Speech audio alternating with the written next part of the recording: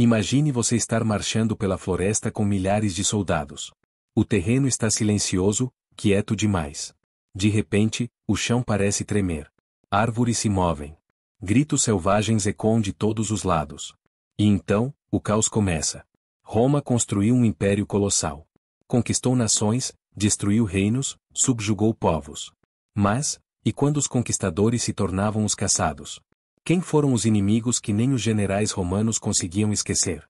Que usavam táticas brutais, estratégias ousadas, e coragem quase insana para enfrentar a maior potência do mundo antigo. Neste vídeo, você vai conhecer os guerreiros bárbaros que desafiaram Roma até o limite. De líderes tribais a rainhas vingativas, de estrategistas geniais a senhores da guerra implacáveis, esses nomes entraram para a história como os pesadelos das legiões. Qual deles foi o mais temido? Quem ousou saquear a própria cidade de Roma? Quem fez o imperador se ajoelhar diante de seus inimigos? Fique comigo até o final, porque a última história vai te surpreender tanto quanto humilhou Roma. E se você gosta de mergulhar nas batalhas épicas, traições históricas e personagens que mudaram o destino de impérios, já deixa o like, se inscreve no canal e ativa o sininho. Porque aqui, a história ganha vida. Durante anos, Roma acreditou ter encontrado em Arminius um aliado confiável. Criado entre os romanos, educado nos valores do império e treinado nas artes da guerra pelas próprias legiões, ele era visto como um exemplo do que Roma chamava de civilização bem-sucedida. Um bárbaro convertido. Um símbolo de como o poder romano podia moldar até seus antigos inimigos. No entanto, por trás da aparência obediente e do latim fluente, escondia-se uma mente fria, estratégica e profundamente ressentida. Arminius jamais esqueceu as humilhações que seu povo, os queruscos, havia sofrido nas mãos das legiões. No ano 9 d.C., os romanos decidiram consolidar sua presença na Germânia, um território estável, povoado por tribos orgulhosas e resistentes. Para isso, confiaram a tarefa a Públio Quintílio Varo, um governador arrogante, que desprezava a cultura local e acreditava piamente na superioridade romana. Varo depositava total confiança em Arminius, agora um oficial do exército romano. O que ele não sabia era que o germânico estava arquitetando, há meses, uma das maiores traições da história antiga. Usando sua posição privilegiada, Arminius espalhou falsas informações sobre uma rebelião em uma região distante da Germânia. Varo, convencido da necessidade de agir rápido, mobilizou 3 legiões completas, cerca de 20.000 homens, e partiu pela floresta de Teutoburgo. Arminius, por sua vez, já havia convencido várias tribos germânicas a se unirem em um ataque coordenado. Pela primeira vez, clãs rivais deixaram de lado suas disputas internas para enfrentar um inimigo comum, Roma. Enquanto as legiões marchavam, a floresta começou a fechá-los. O terreno úmido e irregular dificultava a movimentação, e a chuva tornava os escudos pesados e os arcos inúteis. O que era para ser uma simples operação de contenção, tornou-se rapidamente um pesadelo logístico. E então, sem aviso, o cerco se fechou. De todos os lados, guerreiros germânicos surgiram entre as árvores, lançando lanças, pedras e gritos ensurdecedores. Os romanos tentaram organizar uma formação defensiva, mas não havia espaço para manobras. As legiões, treinadas para lutar em campo aberto, estavam presas em um labirinto natural onde a disciplina pouco valia. Durante dias, os ataques continuaram, com os romanos sendo dilacerados em emboscadas constantes. Arminius, conhecendo perfeitamente as táticas romanas, explorava cada fraqueza. Varo, incapaz de reagir, acabou cometendo suicídio no meio do desastre. Os estandartes das legiões foram capturados, um símbolo de vergonha máxima. Dos quase 20.000 soldados romanos, poucos escaparam. As legiões 17, 18 e 19 simplesmente desapareceram do mapa. Seus números jamais foram reutilizados por Roma, tamanho trauma causado. A notícia do massacre chegou a Roma como um terremoto.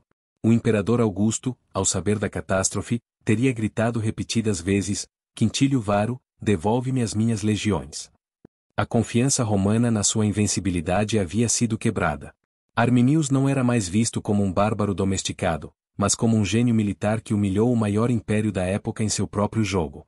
Mesmo assim, sua história está longe de ser a de um herói clássico. Após a vitória, as tribos germânicas voltaram a se dividir. Arminius tentou consolidar sua liderança, mas acabou sendo assassinado por rivais. Ainda assim, o estrago já estava feito. A floresta de Teutoburgo tornou-se um símbolo do limite da expansão romana. Depois daquele massacre, Roma jamais voltou a tentar conquistar a Germânia. A fronteira foi fixada no Reno, e o Império passou a olhar com mais cautela para aqueles que, de fora, pareciam bárbaros, mas que por dentro eram estrategistas tão ou mais perigosos que seus generais.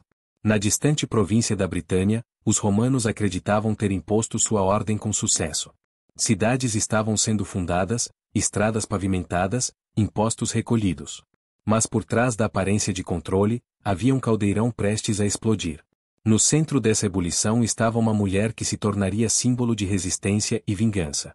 Seu nome era Boudica, rainha dos Icenos, uma tribo celta que, até então, mantinha uma frágil aliança com Roma. Após a morte de seu marido, o rei Prasutago, os romanos decidiram anexar o reino à força, ignorando os acordos e os herdeiros locais. As terras foram confiscadas, os nobres humilhados, segundo fontes romanas, a própria Boudica foi publicamente açoitada enquanto suas filhas eram violentadas por soldados.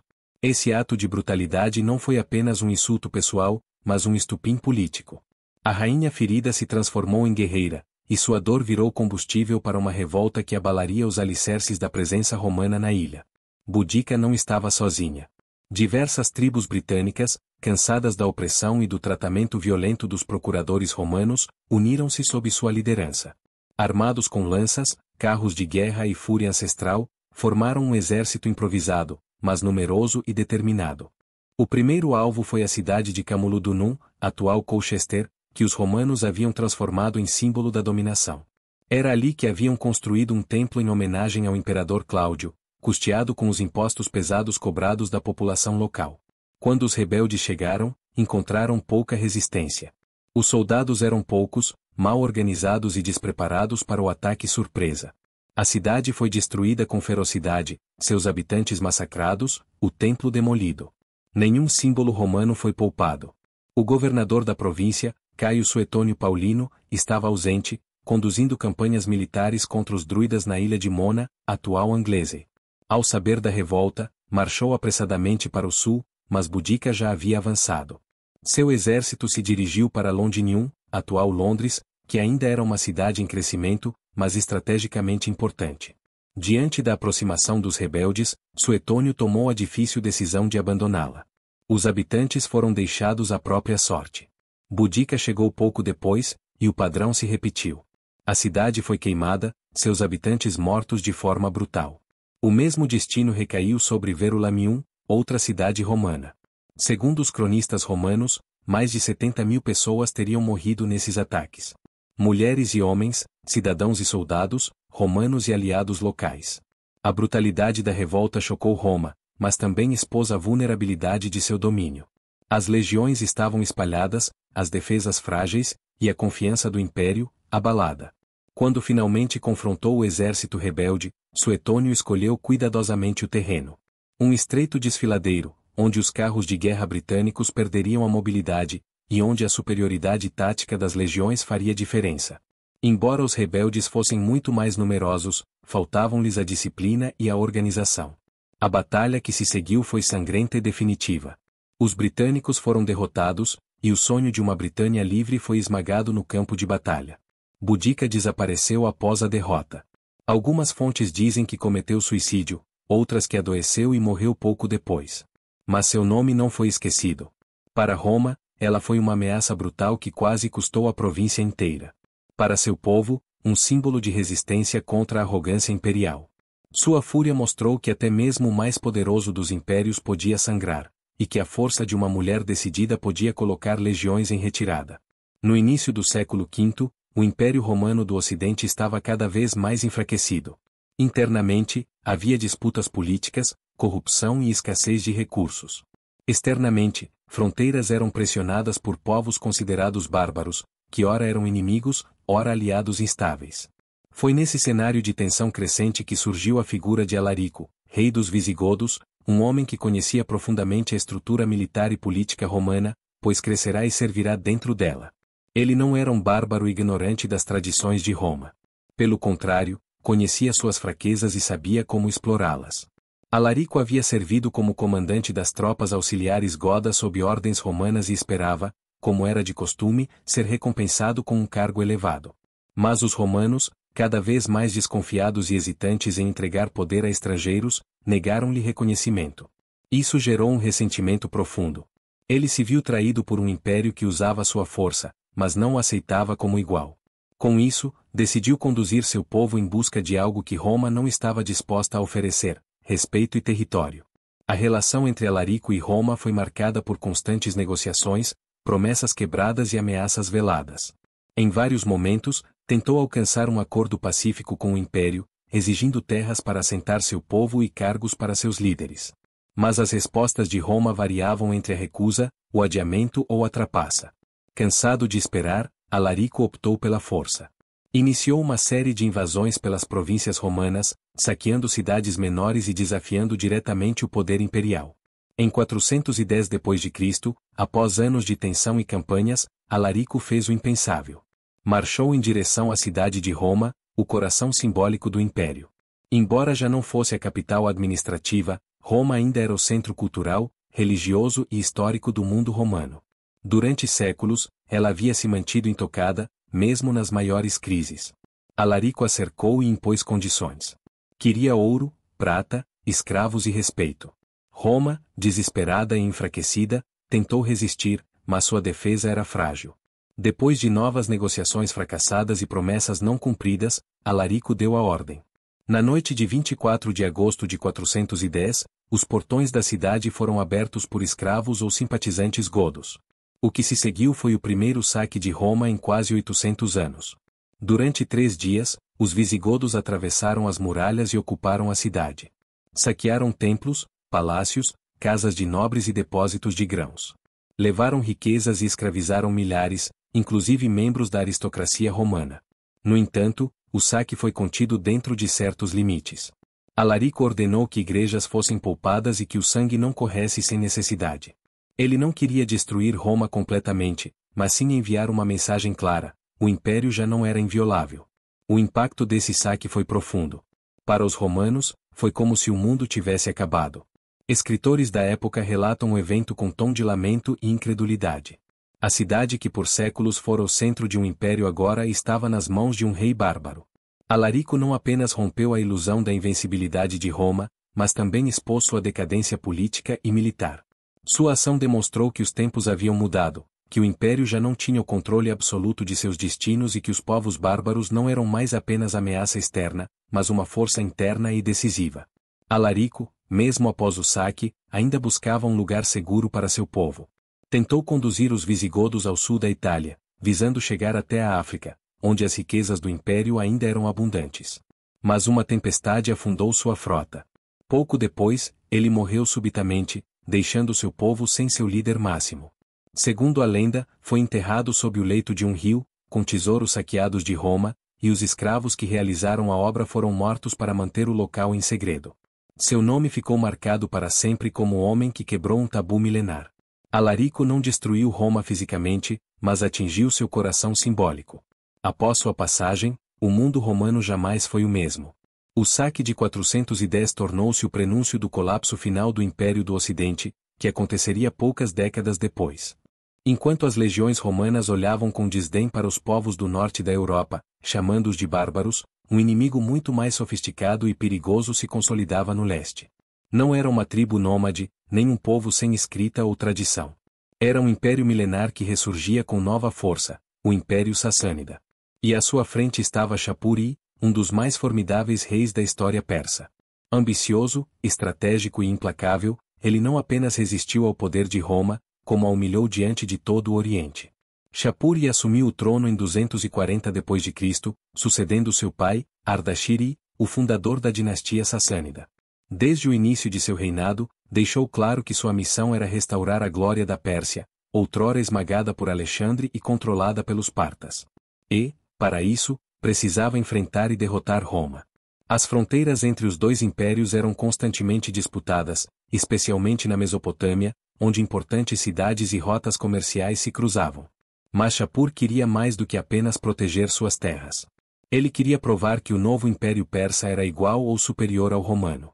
Nos primeiros anos de seu governo, Shapur iniciou uma série de campanhas militares contra as províncias orientais de Roma.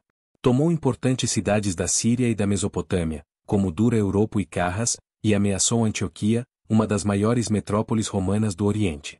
Roma respondeu com força. Os imperadores Gordiano III e posteriormente Filipe, o árabe, tentaram contê-lo, mas com resultados limitados. O grande confronto, porém, ainda estava por vir. Em 259 d.C., o imperador romano Valeriano decidiu liderar pessoalmente uma grande campanha contra Shapur. À frente de um exército numeroso, atravessou a fronteira oriental com o objetivo de restaurar a autoridade romana e recuperar as cidades perdidas. Inicialmente, obteve algum sucesso, mas subestimou profundamente a capacidade tática e os recursos do rei sassânida. Shapur, conhecendo bem o terreno e contando com a lealdade de seus nobres e generais, atraiu os romanos para uma posição desfavorável perto da cidade de Edessa. O que aconteceu em seguida foi uma das maiores humilhações da história militar de Roma. O exército romano foi cercado, derrotado, para espanto de todos, o próprio imperador Valeriano foi capturado vivo.